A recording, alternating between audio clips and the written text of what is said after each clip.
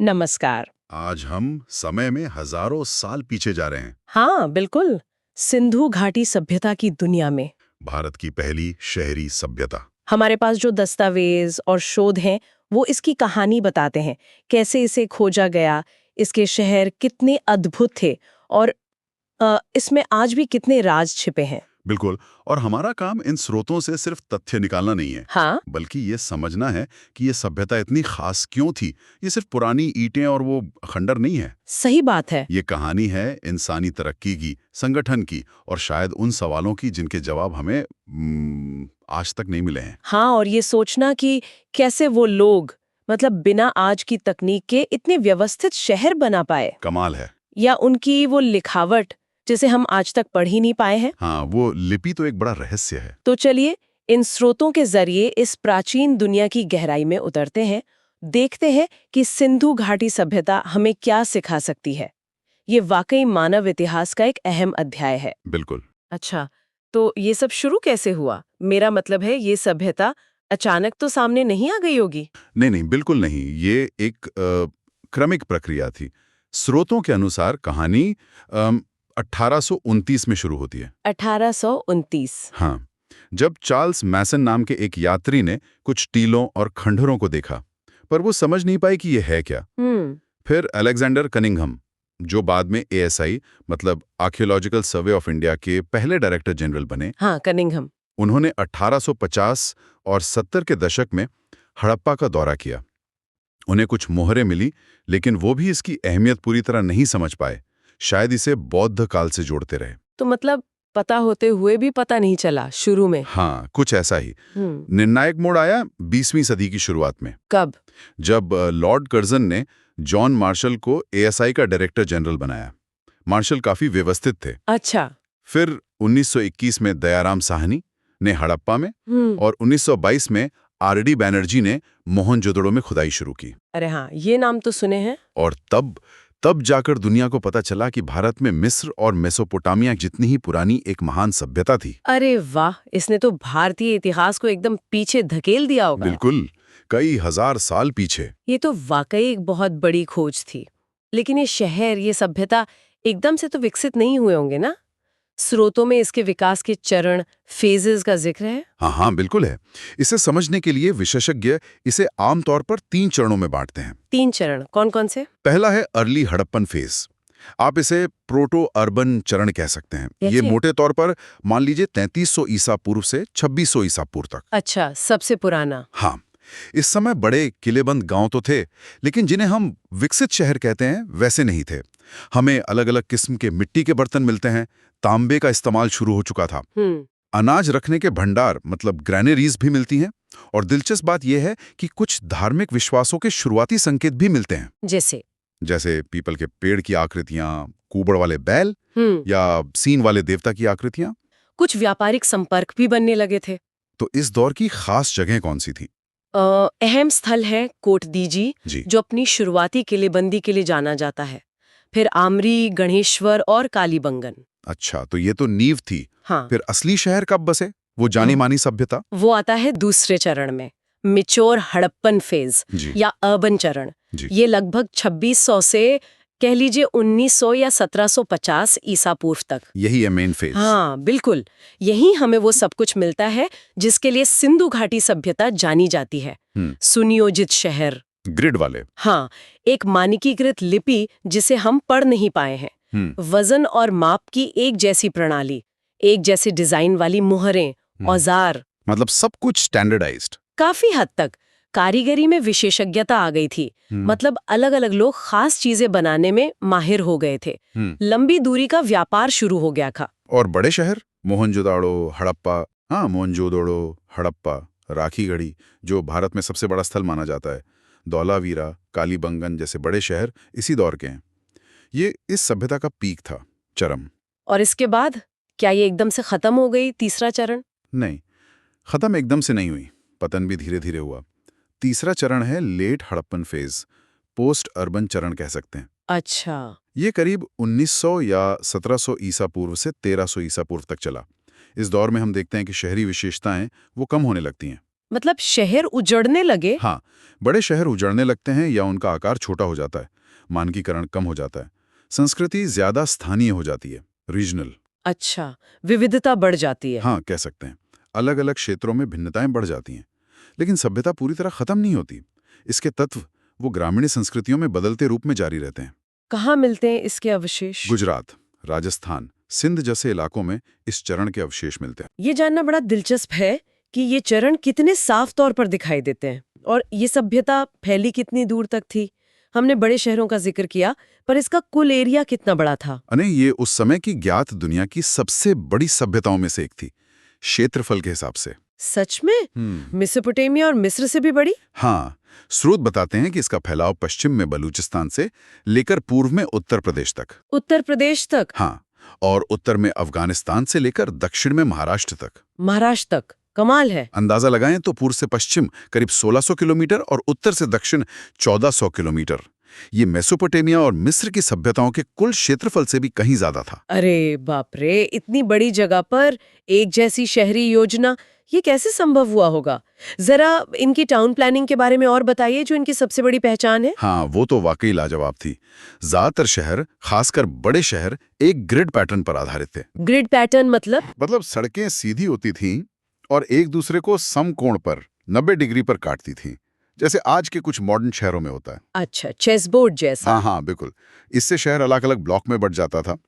सड़कों और घरों का रुख भी मुख्य दिशाओं की ओर होता था, उत्तर, दक्षिण, पूर्व, पश्चिम। और मैंने पढ़ा है कि साफ सफाई और पानी की व्यवस्था, उस पर बहुत ध्यान था। बिल्कुल, ये उनकी इंजीनियरिंग का शायद सबसे प्रभावशाली पहलू है।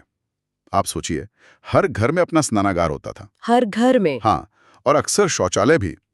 घरों का गंदा पानी ढकी हुई नालियों के जरिए गली की मुख्य नाली में जाता था। ढकी हुई नालियां उस जमाने में? जी हाँ, और वो मुख्य नालियां भी ढकी होती थीं। उनमें मैनहोल भी बने होते थे ताकि सफाई की जा सके। ये हजारों साल पहले की बात है। अविश्वसनीय। इसके अलावा बाढ़ नियंत्रण और पानी बचाने, मतलब जल संरक्षण पर भी ध्यान दिया गया। धोलावीरा में तो पानी जमा करने के लिए बड़े बड़े जलाशय मिले। अच्छा, रेन वाटर हार्वेस्टिंग जैसा कुछ? हाँ, बिल्कुल। ये उनकी जल प्रबंधन की समझ को दिखाता है। क्या शहरों में कोई विभाजन भी था, जैसे अमीर गरीब या शासक वर्ग के लिए अलग इलाके? हाँ, कई शहरों में ऐसा विभाजन दिखता है। अक्सर शहर 2 भागों में बटा होता था। 2 भाग? एक ऊपरी हिस्सा, जिसे गढ़ी या सिटाडेल कहते हैं, ये ऊंचाई पर बना होता था और किलेबंद होता था। अच्छा, किले जैसा। हाँ, और दूसरा निचला शहर, लोअर टाउन, जहां आम लोग रहते थे। गढ़ी वाले हिस्से में महत्वपूर्ण सार्वजनिक इमारतें होती थीं। जैसे वो मोहनजोदाड़ो का विशाल स्नानागार? हाँ, विशाल स्नानागार, ग्रेट बाथ, और विशाल अन्न भंडार, ग्रेट ग्रैनरी। ये विभाजन शायद सामाजिक या प्रशासनिक संरचना की तरफ इशारा करता है। शहरों में दाखिल होने के लिए बड़े बड़े गेटवेज, प्रवेश द्वार भी होते थे। इमारतें किस चीज से बनती थी? पक्की ईंटें? दोनों तरह की ईंटें इस्तेमाल होती थीं, धूप में सुखाई हुई कच्ची ईंटें भी और आग में पकाई हुई पक्की ईंटें भी। अच्छा, और दिलचस्प बात यह है कि ईंटों का आकार भी मानकीकृत था, स्टैंडर्ड साइज। उनका अनुपात अक्सर 4:2:1 होता था। अरे वाह, सब कुछ कितना नपातुला। हाँ, लकड़ी और सरकंडों का भी इस्तेमाल होता था, शायद छतों या दूसरी संरचनाओं के लिए। घरों का डिजाइन भी बड़ा सोचा समझा होता था। ज्यादातर घरों में कमरे केंद्रीय आंगन के चारों ओर बने होते थे। आंगन? क्यों? शायद रोशनी और हवा के लिए, प्राइवेसी के लिए भी। ये सब सुनकर तो लगता है कि ये लोग कितने व्यवस्थित और कुशल थे। अच्छा, अब उनकी अर्थव्यवस्था पर आते हैं। इतने बड़े शहरों और आबादी को खिलाने के लिए खेती तो बहुत जरूरी रही होगी। निश्चित रूप से। कृषि ही उनकी अर्थव्यवस्था का आधार थी। नदियों के किनारे। हाँ, ये सभ्यता सिंधु और उसकी सहायक नदियों जैसे रावी, झेलम, चिनाब के उपजाऊ मैदानों में फली फूली। ये नदियां पहाड़ों से बर्फ पिघलने और मॉनसून दोनों से पानी लाती थीं। तो जमीन उपजाऊ रहती होगी। बिल्कुल, हर साल आने वाली बाढ़ अपने साथ उपजाऊ मिट्टी, सिल्ट लाती थी। इससे जमीन खेती के लिए बहुत अच्छी हो जाती थी। उन्होंने सिंचाई के तरीके भी विकसित किए होंगे, जैसे नहरें। हाँ, नहरें या कुएं, खासकर उन इलाकों में जहां बारिश कम होती थी। और उगाते क्या थे वो लोग? मुख्य फसलें? मुख्य फसलें थीं गेहूं और जौ। चावल के भी सबूत मिले हैं, खासकर लोथल और रंगपुर, गुजरात में। अच्छा, चावल भी थे? हाँ, पर शायद गेहूं और जौ जितने आम नहीं थे। इसके अलावा कई तरह के मोटे अनाज जैसे रागी, ज्वार, बाजरा, मटर, दालें, तिल, सरसों भी उगाते थे। और कपास, सुना है वो बहुत महत्वपूर्ण था। हाँ, कपास एक बहुत महत्वपूर्ण फसल थी। इसके लिए ये क्षेत्र दुनिया भर में जाना गया। कहा जाता है कि दुनिया में सबसे पहले कपास यहीं उगाया गया। अरे वाह, दुनिया में सबसे पहले। ऐसा माना जाता है। खेती के लिए क्या वो हल वगैरह इस्तेमाल करते थे? इसके सबूत हैं? हाँ, इसके प्रमाण मिले हैं। कालीबंगन राजस्थान में जुते हुए खेत के निशान मिले हैं। जुते हुए खेत? हाँ, जो शायद लकड़ी के हल से बनाए गए थे। बनावली हरियाणा में और चुलिस्तान पाकिस्तान में मिट्टी के बने हल के मॉडल भी मिले हैं। अच्छा, खिलौने जैसे हल। हाँ, मॉडल। पानी के प्रबंधन के लिए, जैसा हमने धोलावेरा के जलाशय की बात की, बांध और नहरों जैसी संरचनाओं के भी संकेत मिलते हैं। और ऐसा माना जाता है कि मिच्छु और हड़प्पन चरण के दौरान जलवायु आज की तुलना में थोड़ी ज्यादा नम थी, जो खेती के लिए मददगार रही होगी। अच्छा, मौसम भी बेहतर था शायद। खेती के साथ साथ पशुपालन भी जरूरी रहा होगा। बिल्कुल। कई तरह के जानवर पाले जाते थे। मवेशी, गाय, बैल, भैंस, भेड़, बकरी, सूअर, ये तो आम थे ही। कुत्ते भी? हाँ, कुत्ते भी पालतू थे। घोड़े को लेकर थोड़ी बहस है। अच्छा, घोड़े नहीं थे क्या? कुछ जगहों से घोड़े की हड्डियां या टेराकोटा की मूर्तियां मिली तो हैं, लेकिन क्या वे इसे पालतू बनाकर व्यापक रूप से इस्तेमाल करते थे? इस पर विशेषज्ञ एकमत नहीं है। मतलब पक्का नहीं है। हाँ, इसके अलावा शिकार भी करते थे। हिरन, गैंडे, हाथी जैसे जंगली जानवरों की हड्डियां भी मिली हैं। समुद्री भोजन का भी इस्तेमाल होता था, खासकर तटीय इलाकों में। उनकी औजारों के बारे में क्या पता चलता है? क्या वो लोहे का इस्तेमाल करते थे? नहीं, ये एक महत्वपूर्ण बात है। सिंधु घाटी सभ्यता एक कांस्य युगीन ब्रॉन्ज एज सभ्यता थी। अच्छा, कांस्य युग। हाँ, वे तांबा और कांसे का इस्तेमाल करते थे। कांसा तांबे और टिन को मिलाकर बनता है। इससे औजार, हथियार, बर्तन बनाते थे। पत्थर के औजार भी चलते रहे, लेकिन लोहे का ज्ञान उन्हें नहीं था। लोहा नहीं था? अच्छा। लोहा भारत में बहुत बाद में आया। चलिए अब उनके विश्वासों और धार्मिक जीवन की तरफ चलते हैं। ये पहलू हमेशा थोड़ा रहस्यमय लगता है। क्या हमें मंदिरों जैसे कोई पूजा स्थल मिले हैं? ये दिलचस्प है कि स्रोतों के अनुसार हमें मिस्र या मेसोपोटामिया की तरह कोई भव्य मंदिर या निश्चित पूजा स्थल नहीं मिले हैं। कोई मंदिर नहीं? नहीं, उस तरह के नहीं। लेकिन इसका मतलब ये नहीं कि उनके धार्मिक विश्वास नहीं थे, बल्कि कई चीजें उनके धार्मिक जीवन की ओर इशारा करती है। जैसे कि? सबसे प्रमुख लगता है उर्वरता या प्रजनन की पूजा। बहुत सारी टेराकोटा यानी पकाई हुई मिट्टी की बनी नारी मूर्तियां मिली हैं, खासकर हड़प्पा और मोहनजोदड़ो से। हाँ, वो देखी है मैंने। इन्हें अक्सर मातृ देवी या मदर गॉडेस कहा जाता है। ये शायद धरती या उर्वरता की देवी का प्रतीक थी। और पुरुष देवताओं के बारे में क्या? वो पशुपति वाली मुहर, वो बहुत प्रसिद्ध है। हाँ, वो मोहनजोदड़ो से मिली एक स्टीटाइट, मतलब एक नरम पत्थर की मुहर है। इस पर एक व्यक्ति योग जैसी मुद्रा में बैठा है। उसके सिर पर सींगों वाला मुकुट है और उसके चारों ओर जानवर हैं। हाथी, बाघ, गैंडा, भैंसा। हाँ, देखिए वो तस्वीर। पैरों के पास 2 हिरण भी हैं। इसे अक्सर पशुपति यानी जानवरों का स्वामी या प्रोटोशिवा, शिव का प्रारंभिक रूप माना जाता है। तो मतलब शिव जी की पूजा तब से? ये एक व्याख्या है। ये दिखाता है कि शायद किसी पुरुष देवता की भी पूजा होती थी। क्या प्रकृति की भी पूजा होती थी? पेड़, जानवर? ऐसा लगता है। मोहरों पर पीपल के पेड़ का अंकन मिलता है। पीपल, जिसे आज भी पवित्र मानते हैं। हाँ, वही। जानवरों की पूजा भी महत्वपूर्ण थी। कुबड़ वाला बैल, हम्प्ड बुल, मोहरों पर सबसे ज्यादा चित्रित जानवरों में से एक है। शायद पूजनीय था। और वो एक सींग वाला जानवर, यूनिकॉर्न जैसा? हाँ, वो भी बहुत मिलता है मोहरों पर। सांपों और कुछ काल्पनिक मिश्रित जानवरों की आकृतियां भी मिलती हैं। और वो विशाल स्नानागार, ग्रेट बाथ, क्या उसका कोई धार्मिक महत्व था? संभावना तो यही है। मोहनजोदड़ो का ये विशाल स्नानागार शायद किसी तरह के धार्मिक स्नान या अनुष्ठान के लिए इस्तेमाल होता था। अच्छा, रिचुअल बाथिंग। हाँ, इसकी बनावट, सीढ़ियां, पानी बदलने की व्यवस्था, ये सब इसे खास बनाती है। कालीबंगन और लोथल जैसी जगहों से अग्नि वेदिकाएं, फायर ऑल्टर्स भी मिली हैं। अग्नि वेदिकाएं मतलब यज्ञ जैसा कुछ? हाँ, शायद अग्नि पूजा या यज्ञ जैसे अनुष्ठानों का संकेत देती हैं। कुछ संकेत बलि प्रथा की ओर भी इशारा करते हैं, हालांकि ये स्पष्ट नहीं है। एक दाढ़ी वाले व्यक्ति की मूर्ति भी मिली है ना, जिसे अक्सर पुजारी राजा कहते हैं। उसके बारे में क्या पता है? हाँ, वो स्टीटाइट पत्थर की बनी एक छोटी लेकिन प्रभावशाली मूर्ति है, मोहनजोदड़ो से मिली है। हाँ, वो ध्यान वाली मुद्रा में। उसने एक शॉल ओढ़ रखी है जिस पर तिपतिया डिजाइन बना है। आंखें आधी बंद है, जैसे ध्यान मुद्रा में हो। लेकिन क्या वो वाकई पुजारी था या कोई शासक या दोनों, ये कहना मुश्किल है। रहस्य है। एक और दिलचस्प बात, लगता है वो लोग तावीज भी पहनते थे। तावीज क्यों? शायद बुरी नजर या आत्माओं से बचने के लिए धातु और टेराकोटा के बने तावीज मिले हैं। ये सब तो बहुत पेचीदा और दिलचस्प है।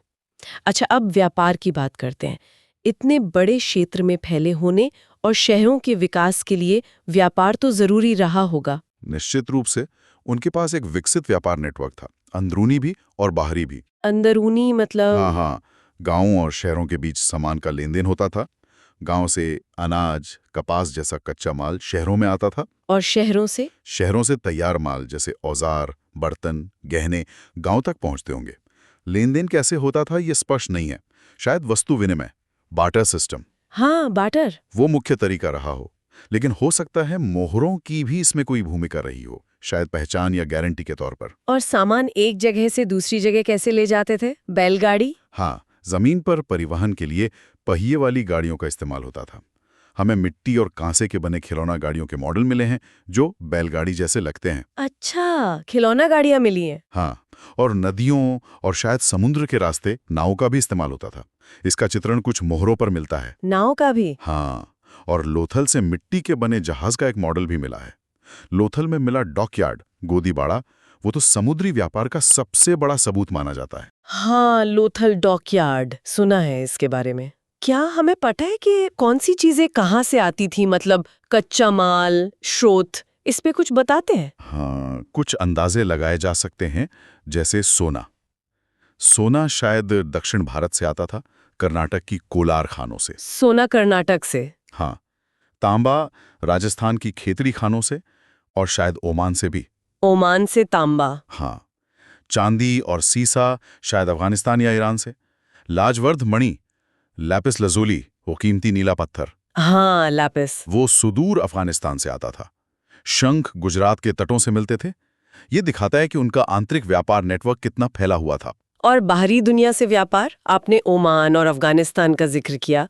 क्या मेसोपोटामिया जैसी दूसरी बड़ी सभ्यताओं से भी उनके संबंध थे? हाँ, ये बहुत महत्वपूर्ण है। सिंधु घाटी सभ्यता के मेसोपोटामिया यानी आज का इराक के साथ मजबूत व्यापारिक संबंध थे। मेसोपोटामिया से कैसे पता चला? मेसोपोटामिया की हयामठे से उर, किश, लगाश की खुदाई में हड़प्पा की बनी मोहरें मिली हैं। यहाँ की मोहरें वहाँ? हाँ, मनके, खासकर कार्नेलियन के मनके, और शायद कपड़ा भी मिला है। मेसोपोटामिया के लिखित दस्तावेजों में मेलुहा नाम की एक जगह का जिक्र आता है। मेलुहा? हाँ, जहां से जहाज आते थे और व्यापार होता था। ज्यादातर विद्वान मानते हैं कि मेलुहा सिंधु क्षेत्र के लिए ही इस्तेमाल होता था। अरे वाह! तो उनके रिकॉर्ड्स में हमारा जिक्र है। हाँ। इन दस्तावेजों में दिलमुन शायद बहरीन और माकन शायद ओमान तट का भी जिक्र है, जो शायद बिचौलिए का काम करते थे। ये तो कमाल की बात है। यानी हजारों साल पहले एक तरह का इंटरनेशनल ट्रेड चल रहा था। बिल्कुल। और आपने कई बार मोहरों, सील्स का जिक्र किया। ये इतनी क्यों महत्वपूर्ण है? क्या खास था इनमें? ये मोहरें सिंधु घाटी सभ्यता की सबसे विशिष्ट कलाकृतियों में से हैं। अच्छा। और जानकारी का खजाना है। ज्यादातर स्टीटाइट पत्थर की बनी है, चौकोर या आयताकार। इन पर जानवरों की आकृतियां उकेरी गई हैं। हाँ, वो बैल और यूनिकॉर्न वगैरह। हाँ, कुबड़ वाला बैल, एक सींग वाला जानवर, यूनिकॉर्न, हाथी, बाघ, गैंडा, और जानवरों के ऊपर कुछ चिन्ह बने होते हैं। वो लिपि? हाँ, जो उनकी लिपि का हिस्सा है। तो इनसे हमें क्या क्या पता चलता है, मतलब इन मुहरों से? बहुत कुछ। पहला, जैसा हमने बात की, धार्मिक जीवन के बारे में। पशुपति, मातृदेवी, जानवरों और पेड़ों की पूजा के संकेत। ठीक है। दूसरा, आर्थिक जीवन। शायद इनका इस्तेमाल व्यापार में माल की गठरियों या बर्तनों को सील करने के लिए होता था। ओ, जैसे आजकल सील लगाते हैं। हाँ, ताकि मालिक या माल की पहचान हो सके। ये एक तरह की ब्रांडिंग या गारंटी हो सकती थी। दिलचस्प है। और तीसरा, सामाजिक या प्रशासनिक पहलू। क्या ये किसी व्यक्ति विशेष की पहचान थी या किसी कबीले या समूह का प्रतीक? ये सवाल हैं। चौथा, कला। ये छोटी होने के बावजूद बहुत कुशलता से बनाई गई हैं। और पांचवा, सबसे बड़ा रहस्य, इनकी लिपि। हाँ, लिपि। ये आज तक पढ़ी नहीं जा सकी है। इसके बारे में क्या जानकारी है हमारे पास? ये एक बहुत बड़ा रहस्य है, सही कहा आपने। ये एक पिक्टोग्राफिक या लोगोसिलिबिक लिपि लगती है। मतलब चित्र जैसे? हाँ, इसमें चित्र जैसे चिन्ह हैं जो शायद शब्दों या ध्वनियों को दर्शाते हैं। करीब 400 से 600 अलग-अलग चिन्ह पहचाने गए हैं। इतने सारे? हाँ, और ये पूरे सिंधु क्षेत्र में एक समान लिपि इस्तेमाल होती थी, जो कमाल की बात है। लिखने का तरीका भी अलग था सुना है। हाँ, लिखने का तरीका बड़ा अनोखा था। बूस्ट्रोफिडन। बूस्ट्रोफ क्या? बूस्ट्रोफिडन इसका मतलब है एक लाइन दाएं से बाएं लिखी जाती थी, तो अगली लाइन बाएं से दाएं, फिर अगली दाएं से बाएं, जैसे खेत में हल चलता अरे, दाएं से बाएं फिर बाएं से दाएं, ये तो बड़ा अजीब है ना? लेकिन हम अभी तक समझ नहीं पाए हैं कि इन चिन्हों का मतलब क्या है। अगर ये लिपि पढ़ ली जाए तो शायद बहुत सारे राज खुल जाएंगे। अच्छा, व्यापार और निर्माण में सटीकता के लिए तोल और माप का मानकीकरण भी जरूरी रहा होगा, वजन वगैरह। बिल्कुल, और ये भी सिंधु सभ्यता की खासियत थी। पूरे क्षेत्र में वजन यानी बाट और माप की एक मानकीकृत प्रणाली इस्तेमाल होती थी। बाट मिले हैं? हाँ, बाट अक्सर चर्ट नाम के पत्थर के बने होते थे, घनाकार क्यूब शेप में। अच्छा। दिलचस्प बात यह है कि निचले स्तर पर वजन की प्रणाली बाइनरी थी, मतलब द्विआधारी, 1, 2, 4, 8, 16। बाइनरी, कंप्यूटर जैसा? हाँ, कुछ वैसा ही। और उच्च स्तर पर दशमलव डेसिमल प्रणाली का पालन करती थी। कमाल है। इसी तरह लंबाई मापने के लिए भी स्केल मिले हैं, कुछ हाथीदांत या सीप के बने हुए। ये मानकीकरण उनके संगठित समाज और व्यापार की जरूरतों को दिखाता है। इतनी विकसित, इतनी फैली हुई सभ्यता आखिर खत्म कैसे हो गई? इसके पतन को लेकर क्या कहा जाता है, क्या कारण थे? ये भी एक बड़ा सवाल है और इस पर काफी बहस है। कोई एक कारण शायद जिम्मेदार न हो। क्यों? सबूत नहीं है। इसके पुख्ता पुरातात्विक सबूत कम है। दूसरी बड़ी वजह प्राकृतिक आपदाएं हो सकती हैं, जैसे बार बार आने वाली विनाशकारी बाढ़। बाढ़? हाँ, मोहनजोदड़ो जैसे शहरों में इसके निशान मिलते हैं। फिर नदियों का रास्ता बदलना या सूख जाना। नदियां सूख गई? हाँ, सिंधु नदी ने अपना रास्ता बदला हो सकता है। और घग्गर हकरा नदी, जिसे कुछ लोग प्राचीन सरस्वती नदी मानते हैं, हाँ, सरस्वती नदी, उसका सूख जाना भी एक बड़ा कारण हो सकता है। इसने कालीबंगन और बनावली जैसे शहरों को प्रभावित किया होगा। और जलवायु परिवर्तन, क्लाइमेट चेंज? हाँ, जलवायु परिवर्तन भी एक अहम कारक माना जाता है। शायद मॉनसून का पैटर्न बदल गया, बारिश कम हो गई, इससे खेती पर असर पड़ा और शहर टिक नहीं पाए। ये तो आज भी प्रासंगिक लगता है। बिल्कुल। फिर पारिस्थितिक असंतुलन भी हो सकता है, मतलब संसाधनों का अत्यधिक उपयोग, जंगलों की कटाई, जमीन का बंजर होना। तो मतलब कोई एक वजह नहीं, कई वजहें मिलकर। हाँ, संभव है कि इनमें से कई कारणों ने मिलकर इस महान शहरी सभ्यता के पतन में योगदान दिया हो। यानी कई सारे पहलू हो सकते हैं। लेकिन क्या ये सभ्यता पूरी तरह मिट गई? क्या इसकी कोई विरासत है जो आज भी हमारे साथ है, कोई कंटिन्यूटी? पूरी तरह तो कुछ भी नहीं मिटता। हालांकि शहरी ढांचा ढह गया, लेकिन कई तत्व बाद के भारतीय समाज और संस्कृति में किसी न किसी रूप में जारी रहे। अच्छा, जैसे शहरी नियोजन के कुछ सिद्धांत शायद आगे भी प्रेरणा देते रहे। मृतकों को दफनाने के तरीके, वजन और माप की प्रणाली का प्रभाव, प्रमाणीकरण के लिए मोहरों का विचार, कुछ धार्मिक प्रतीक और प्रथाएं, जैसे मातृदेवी। हाँ, मातृदेवी या प्रजनन की पूजा, पीपल या जानवरों की पूजा, योग मुद्रा, स्नान का धार्मिक महत्व, अग्नि पूजा या यज्ञ की वेदी जैसी चीजें। स्वस्तिक भी। हाँ, स्वस्तिक का चिन्ह भी हड़प्पा काल से मिलता है जी। परिवहन के साधन जैसे बैलगाड़ी और नाव तो चलते ही रहे, तो हाँ, इसकी एक गहरी अस्थायी विरासत रही है। ये जानना वाकई सुकून देता है कि हजारों साल पहले के जीवन के अंश आज भी मौजूद हैं। हाँ। अच्छा, स्रोतों में कुछ पिछले वर्षों के यूपीएससी प्रश्नों का भी जिक्र था, उनसे शायद कुछ बातें और साफ होती हैं। हाँ, बिल्कुल। जैसे एक सवाल था कि हड़प्पा की मोहरों और टेराकोटा कला पर किस जानवर का चित्रण नहीं मिलता। किसका नहीं मिलता? विकल्प थे हाथी, गैंडा, बाघ और गाय। सही जवाब गाय है। गाय नहीं, लेकिन बैल तो है। हाँ, गाय का चित्रण मोहरों पर प्रमुखता से नहीं मिलता, जबकि कुबड़ वाला बैल बहुत आम है। अच्छा, ये दिलचस्प है। हाँ। एक और सवाल था जो कुछ दावों की पुष्टि करता है, जैसे क्या वे भव्य महल और मंदिर बनाते थे? नहीं, हमने बात की थी। हाँ, स्रोतों के अनुसार नहीं। क्या वे पुरुष और महिला दोनों देवताओं की पूजा करते थे? हाँ, मातृदेवी और पशुपति। बिल्कुल। क्या वे युद्ध में घोड़े वाले रथ इस्तेमाल करते थे? इसके सबूत नहीं है, आपने बताया था। हाँ, पुख्ता सबूत नहीं है। घोड़े का सीमित साक्ष्य है, रथ का नहीं। एक और प्रश्न ऋग्वैदिक आर्यों और सिंधु घाटी के लोगों के बीच अंतर पर था। अच्छा, आर्यों से तुलना। हाँ, उसमें कहा गया कि आर्य कवच और हेलमेट इस्तेमाल करते थे, जबकि सिंधु घाटी के लोग नहीं। इसके प्रमाण नहीं मिले हैं। हम्म आर्य सोना, चांदी, तांबा जानते थे, हम्म जबकि सिंधु लोग केवल तांबा और कांसा जानते थे, हम्म लोहा नहीं जानते थे। हाँ, ये भी बात हुई थी। और आर्यों ने घोड़ा पालतू बनाया था, जबकि सिंधु लोगों को इसकी व्यापक जानकारी नहीं थी। जैसा हमने चर्चा की, ये बहस का मुद्दा है। हाँ, तो ये सवाल भी हमें उनकी संस्कृति के खास पहलुओं को समझने में मदद करते हैं। बिल्कुल। तो आज हमने सिंधु घाटी सभ्यता की एक झलक देखी।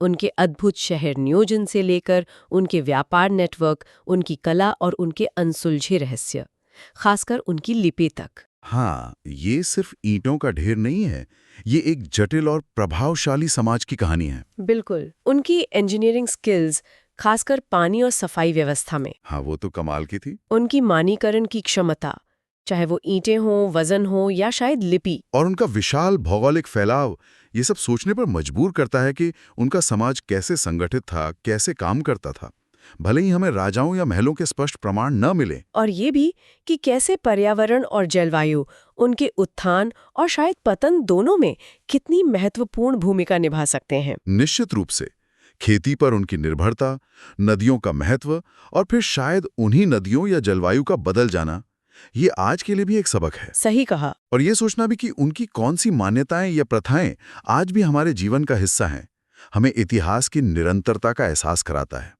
अतीत कभी पूरी तरह मरता नहीं, वो बस रूप बदल लेता है। हाँ बिल्कुल। तो इन स्रोतों के आधार पर आज की ये यात्रा यहीं समाप्त करते हैं, लेकिन एक सवाल मन में घूमता रहेगा, जिसे हम सोचने के लिए छोड़ जाते हैं। क्या सवाल?